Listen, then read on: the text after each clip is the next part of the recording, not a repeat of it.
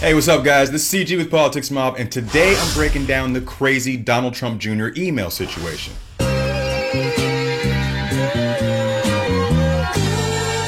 By now, you've probably heard that last summer, Donald Trump Jr., Jared Kushner, and Paul Manafort met with a Russian lawyer who promised to entertain them with damaging information about Hillary Clinton. You've probably also heard the Democrats be outraged. So this is obviously very significant, deeply disturbing new public information. And of course, you've heard the Republicans make excuses. How did the Russian lawyer get into the United States if wasn't her visa denied? And she arrived here under President Obama. I'm just wondering how she got in. Now you're on to something. It's not, no, but maybe people know. I don't know. But how did she get in? Like if she was here for a different reason. But none of that helps us understand what actually happened. In order to do that, you need the timeline. And the timeline is from April 2016 to July 2016. Okay, so this is what we know. In April of 2016, the Democratic National Committee discovers that the Russian intelligence agencies penetrated their computer network. In May of 2016, U.S. intelligence agencies intercepted Russian communications discussing ways to spread news that was damaging to Hillary Clinton. Then on June 3rd, 2016, Rob Goldstone contacted Donald Trump Jr. via email and offered him dirt on Hillary Clinton. We now know that Donald Trump Jr. received a series of emails last June in which he was offered unspecified dirt on Hillary Clinton, dirt he was told would come from the Russian government. The lawyer he was referencing was this woman, whose name I'm not going to try and pronounce. A few days later, on June 7th, Donald Trump said this. I am going to give a major speech on probably Monday of next week, and we're going to be discussing all of the things that have taken place with the Clintons. I think you're going to find it very informative and very, very interesting. Then on June 9th, the meeting actually happens. The meeting in which Veselnitskaya had promised to deliver damaging information about Hillary Clinton. We now know that she never actually provided any information. On June 12, 2016, Julian Assange of WikiLeaks announces that he will release Hillary Clinton emails. On June 14th, the Washington Post was the first media outlet to report about the Russian-led cyber attack on the Democratic National Committee 2 months prior in April.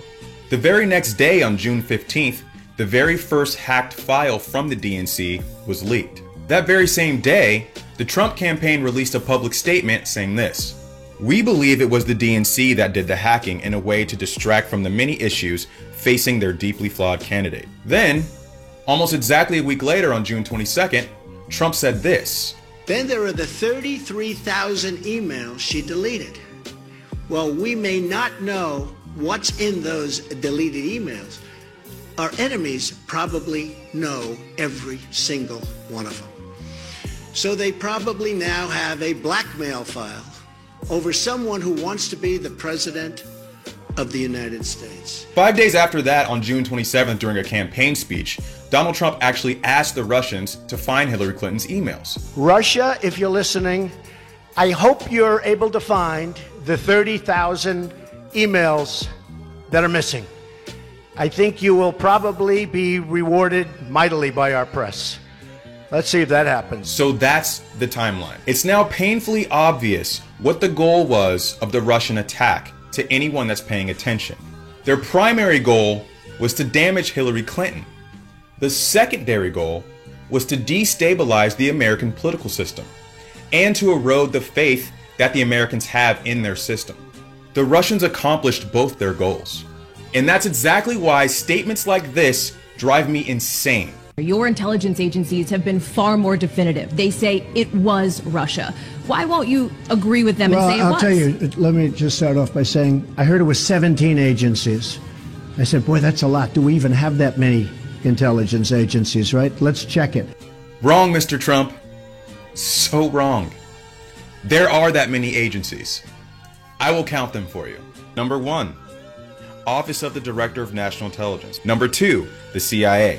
Number 3, the National Security Agency. Number 4, the Defense Intelligence Agency. Number 5, the Federal Bureau of Investigation. Number 6, Department of State, Bureau of Intelligence and Research. Number 7, the Department of Homeland Security. Number 8, the Drug Enforcement Agency, Office of National Security Intelligence. Number 9, Department of the Treasury, Office of Intelligence and Analysis. 10, Department of Energy, Office of Intelligence and Counterintelligence. 11, Geospatial Intelligence Agency. 12, the Reconnaissance Office. 13, Air Force Intelligence, Surveillance and Reconnaissance. 14, Army and Military Intelligence. 15, Office of Naval Intelligence. 16, Marine Corps Intelligence. 17, Coast Guard Intelligence. If you guys would like to see a full breakdown and summary of what all those agencies do, I put a link down below in the description. The point is, all 17 of those agencies agree that it was Russia that did the hacking. US intelligence also says that WikiLeaks got their leaked emails from Russia. And now we know that around the same time, Russian nationals were reaching out to the Trump campaign promising damaging information about Hillary Clinton. And yeah, I know, there are a lot of people saying, so what? Who cares? Nothing happened in the meeting. Donald Trump Jr. didn't actually learn anything. And to that I say, we should all care. The purpose of the meeting was to collude. It doesn't matter what was gained in the meeting. The purpose of the meeting was to receive opposition research from a foreign government. It makes no difference whatsoever that the meeting ended up being about something else. Nevertheless, Donald Trump offered up this information Thursday, July 13th in France. I do think this. I think from a practical standpoint, most people would have taken that meeting. It's called opposition research or even research into your opponent. I'll tell you 2 reasons why I don't care about anything the president just said. On Saturday, June 8th, Donald Trump Jr. said that the reason why he met with a Russian lawyer was to discuss Russian adoption. What a nice guy. All he wanted to do was make sure that Americans have easier access to adopt Russian children. I'm not saying that's not a worthy cause. Of course it is. But don't act like that's the reason why he wanted to have this meeting. The initial explanation that he gave was this was all about adoptions. That was the primary subject that was discussed. It wasn't until the reporters found out that the pretext for the meeting was opposition research that he acknowledged that that was the case. The question from there is, why didn't they disclose that initially? Not to mention that earlier this week, we learned that it was the White House that created that statement for him. Number 2, even Donald Trump Jr. himself admitted that it might not have been the best idea. About Russia, Russian government, I'm meeting with this person, you were going to talk on the phone. Did you ever think, maybe this might not be? Listen, I think, like I said, in retrospect, I probably would have done things a little differently. Still not convinced? Still believe the president's version of events? All right. How about this? On July 12th, Trump told Reuters that he didn't have any knowledge of his son's meeting. That is extremely hard to believe.